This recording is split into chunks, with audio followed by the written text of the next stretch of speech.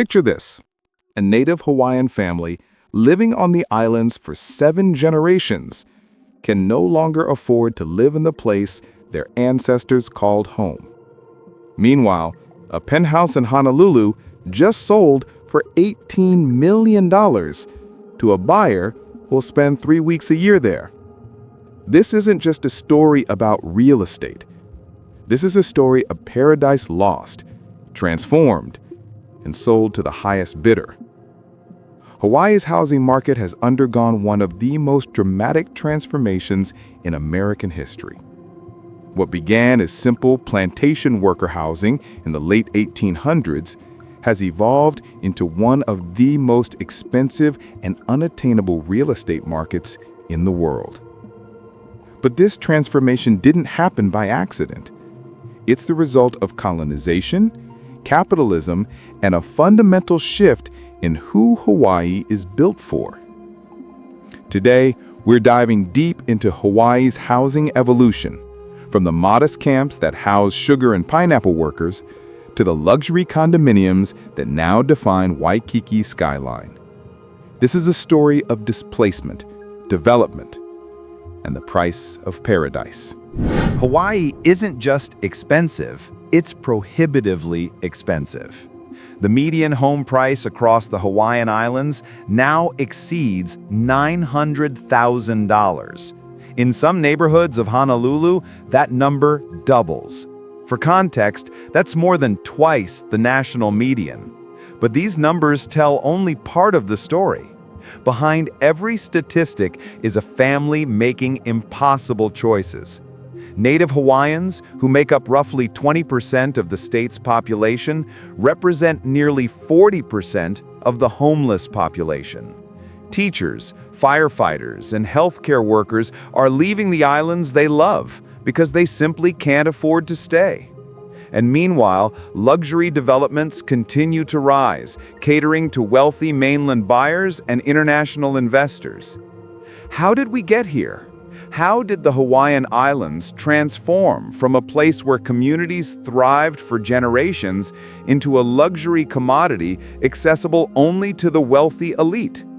To understand the present crisis, we need to go back, way back, to a time when Hawaii's housing told a very different story. Our story begins in the mid-1800s, when American businessmen recognized Hawaii's potential for large-scale agriculture. Sugar became king, followed by pineapple. But these massive plantations required something crucial: a workforce, and lots of it. Enter the plantation housing system. Between 1850 and 1950, plantation owners constructed entire villages to house their workers. These weren't just accommodations. They were instruments of social control and economic hierarchy. The housing itself reflected the brutal racial and economic stratification of plantation society. At the top were the luna, the overseers, typically white men who lived in larger wooden homes with porches and yards. Below them, skilled workers from Portugal and Spain occupied modest but decent cottages. And at the bottom, the field workers, primarily Japanese, Chinese, Filipino, and native Hawaiian laborers, lived in crowded camps with minimal amenities. These plantation camps were designed with intentional purpose. Workers were segregated by ethnicity to prevent organizing and solidarity.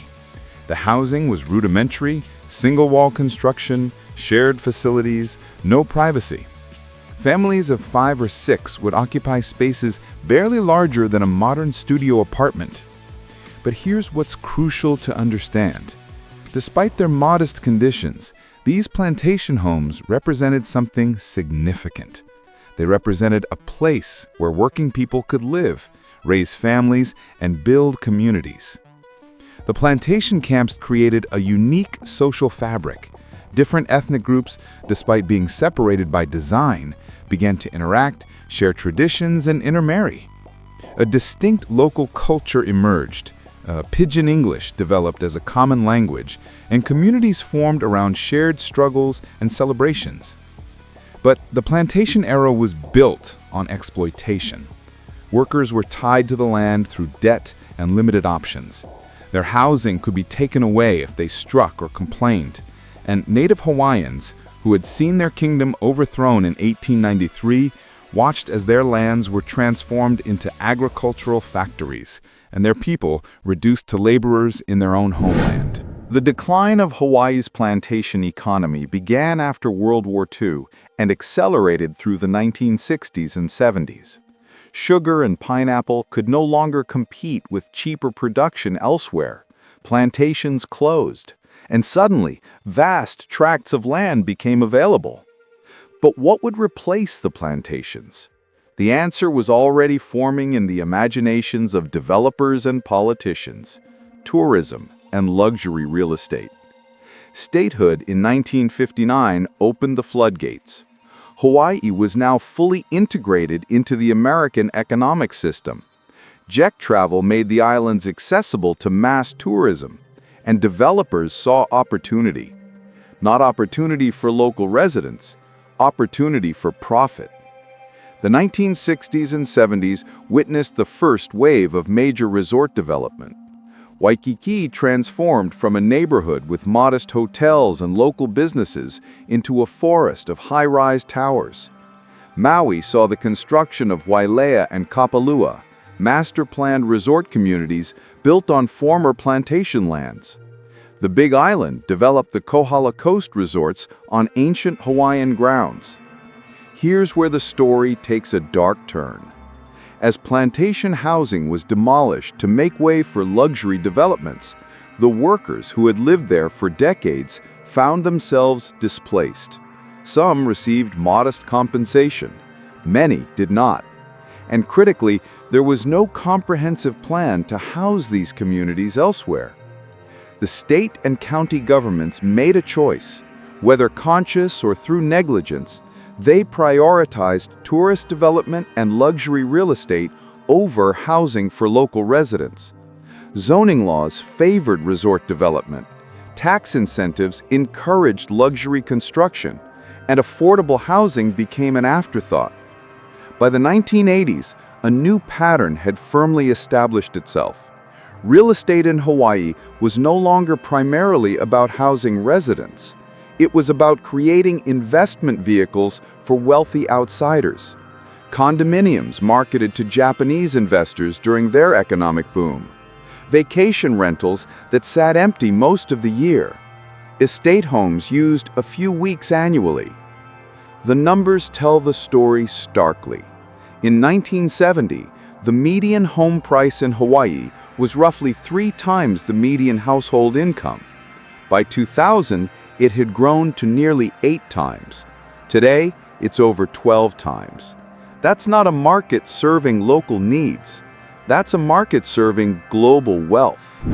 Walk through Kaka'ako today, and you'll see Hawaii's housing transformation crystallized in glass and steel. This former industrial neighborhood, adjacent to downtown Honolulu, has become ground zero for luxury condominium development. Towers with names like Aioo, Anaha, and Park Lane rise from land that once housed working-class communities and local businesses. These aren't buildings designed for local buyers. The median price for units in Kaka'ako's luxury towers exceeds $1.2 million. Penthouses sell for $10, $15, even $20 million. The target buyer? Wealthy mainlanders, international investors, and those seeking second or third homes in paradise. The luxury tower phenomenon reveals several troubling dynamics. First, these buildings often sit partially empty.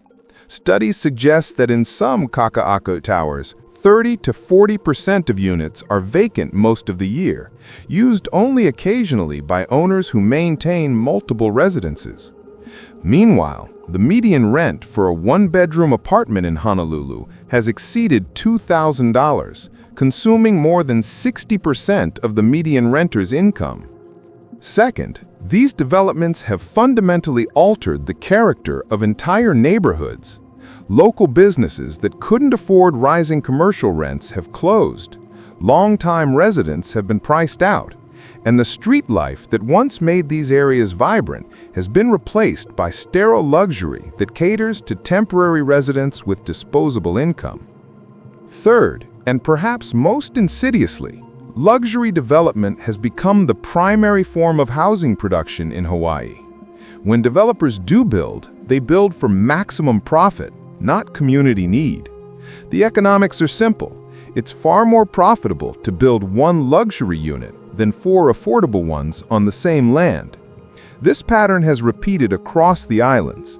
Maui's Wailea area continues to add ultra-luxury resorts and residential developments, while local workers commute from increasingly distant and expensive areas. Kauai's North Shore sees vacation rental mansions proliferate, while service workers struggle to find any housing at all. The Big Island's Kona Coast sparkles with resort development, while Hilo, the working-class hub, faces a severe housing shortage. For Native Hawaiians, this housing transformation represents something more than economic displacement. It represents the continuation of colonization by other means. When the Hawaiian kingdom was overthrown in 1893, Native Hawaiians lost control of their lands. The subsequent annexation by the United States and eventual statehood formalized this dispossession. While the Hawaiian Homes Commission Act of 1921 theoretically set aside lands for Native Hawaiian homesteading, the program has been chronically underfunded and mismanaged.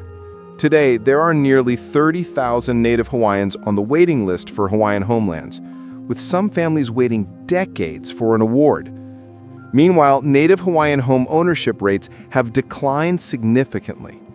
Many Native Hawaiian families who owned homes in desirable areas have been forced to sell due to rising property taxes based on market values they could never realize without selling.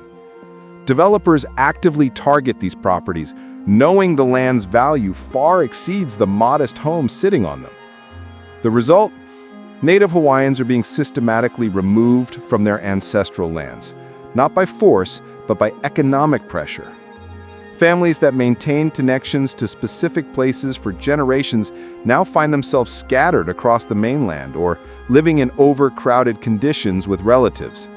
This isn't just about housing, it's about cultural survival. Native Hawaiian culture is deeply connected to place, to specific valleys and coastlines and mountains. When Native Hawaiians are displaced from these places, something irreplaceable is lost. Language revitalization becomes harder when communities scatter. Traditional practices connected to specific locations fade, and the cultural landscape of Hawaii becomes increasingly hollow, reduced to commodified performances for tourists, rather than lived daily practice. Hawaii's housing crisis faces multiple compounding challenges that make solutions extraordinarily difficult. First, geography and land availability. Hawaii is finite. You can't sprawl into neighboring counties or states. The islands have roughly 6,500 square miles of total land, and much of that is mountainous, protected, or unsuitable for development. This fundamental scarcity gives landowners tremendous power and drives prices inexorably upward. Second, the dominance of large landowners. Hawaii has one of the most concentrated patterns of land ownership in America. A handful of families and estates control vast portions of developable land. These landowners have little incentive to sell for affordable housing when they can lease or sell for far more lucrative purposes. Third, zoning and regulatory barriers. Hawaii's zoning codes, largely written during the tourism boom era, heavily favor resort and luxury development. Changing these codes requires political will that often conflicts with powerful development interests. Environmental review processes, while important for protecting Hawaii's fragile ecosystems, can add years and millions to affordable housing projects, while luxury developments seem to navigate them more smoothly. Fourth, construction costs.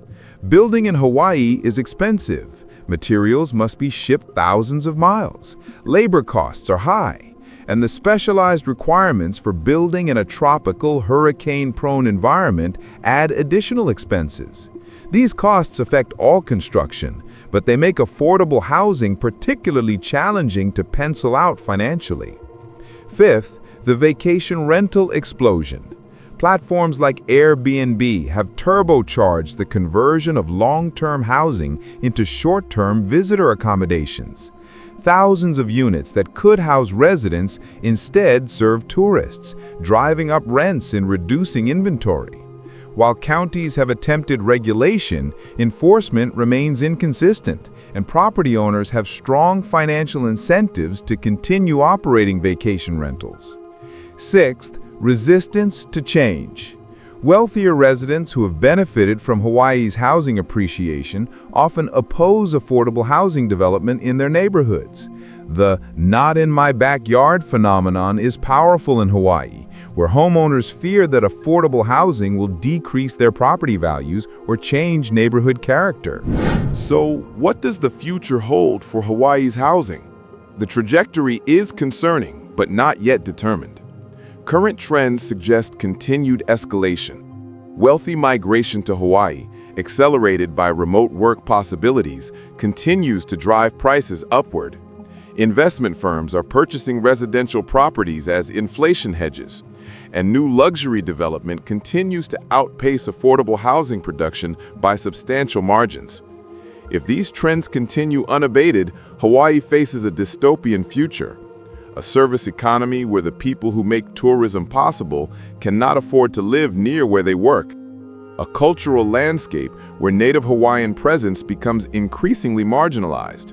And islands that function essentially as luxury resorts rather than as communities. But alternative futures are possible. Several promising approaches are gaining traction. Community land trusts offer one model. These nonprofit organizations acquire land and maintain permanent ownership while selling or leasing homes to qualified buyers at affordable prices. When owners sell, they receive fair compensation for improvements, but not for land appreciation, keeping homes affordable for the next generation. Several land trusts are operating in Hawaii, though at a scale far too small to meet the need. Increased public investment in affordable housing is essential. Hawaii has chronic underbuilt affordable housing for decades. Catching up requires substantial public subsidy and the political will to prioritize it. Recent state legislative efforts have increased funding, but need to scale dramatically. Vacation rental regulation and enforcement could return thousands of units to the long-term housing market. Maui County has implemented stronger regulations. Honolulu is considering similar measures. If enforced effectively, these policies could significantly increase housing availability. Reforming zoning to allow more density and mixed income development could increase supply.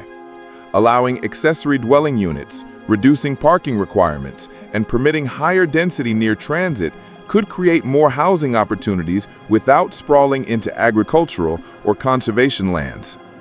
Strengthening protections for Native Hawaiian home ownership, including property tax structures that don't force longtime owners to sell, could help maintain Native Hawaiian presence in their homeland. Accelerating Hawaiian Homelands awards and properly funding the program would fulfill long-broken promises.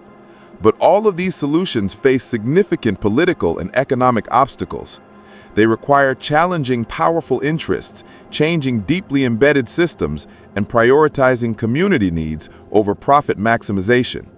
The question is whether Hawaii will choose to be a place primarily for its residents or primarily for those who can afford to visit and invest. That choice will determine everything. From plantation camps to luxury towers, Hawaii's housing transformation tells a story about power, about who matters and who doesn't, about paradise for whom.